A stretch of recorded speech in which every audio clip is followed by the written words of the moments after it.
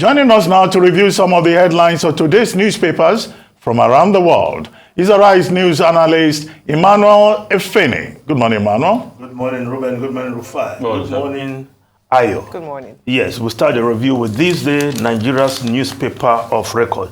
I will start above the masthead.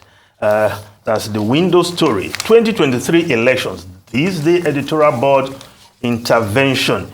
Yes, editorial writing.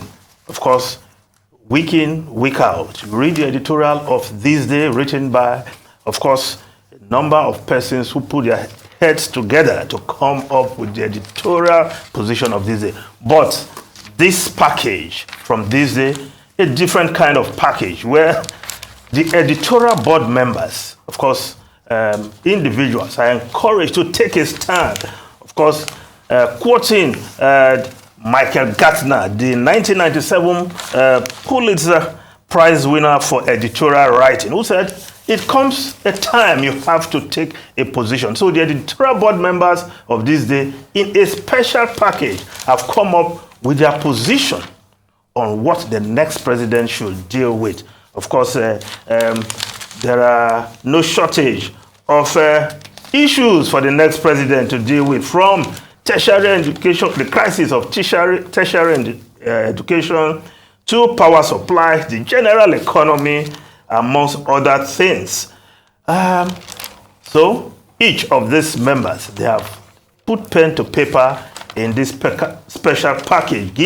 Gimba Kakanda, Sanyode Okoli, of course, Chidi Amuta, one of journalism's finest, Waziri Adio, the immediate past executive secretary of NAITI, Kayode Komolafe, the ombudsman of this day group, and of course, Dr. Monde Philip Ekpe, amongst others, and of course, the chairman of the editorial board, Olusegun Adeni. They have all put their thoughts together.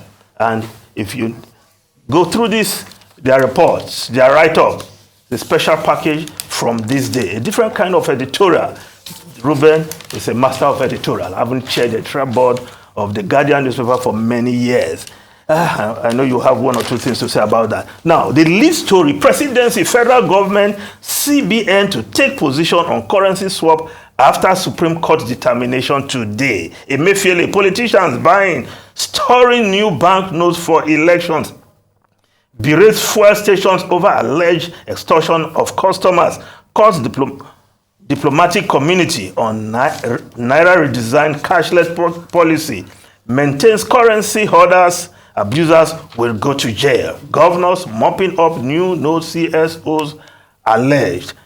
Now, the position of the central bank governor, or the utterance of the central bank governor yesterday, gives the indication that clearly, since that ex parte order was given, it was not actioned on by the CBN. And of course, the bank said so clearly that we did not receive any counter circular from the central bank other than the February 10 deadline. And from what the central bank governor has said, that happens to be the case. And of course, the Nation newspaper is reporting that legal giants knock Emefiele for disrespecting Supreme Court. And of course, they list these legal luminaries: Professor Iseshage, Ajibola, Aribisala, Femi Falana, Wahab Shito, amongst others. And Professor Sage is saying the other parties on the case should now file proceedings for contempt against Emefiele. Maybe that will reduce his zeal and the wickedness and cruelty. That's Professor Sage weighing in on how the CBN has reacted to the Supreme Court ruling. Well, thank you, Emmanuel Efene. We've been told we've run out of time, but on that particular matter that you just mentioned, the Supreme Court, I understand, is filled to capacity, and the 7-man panel is already sitting with all the parties and counsel in court. So later today, we'll know what comes out of that. We should expect some legal fireworks there.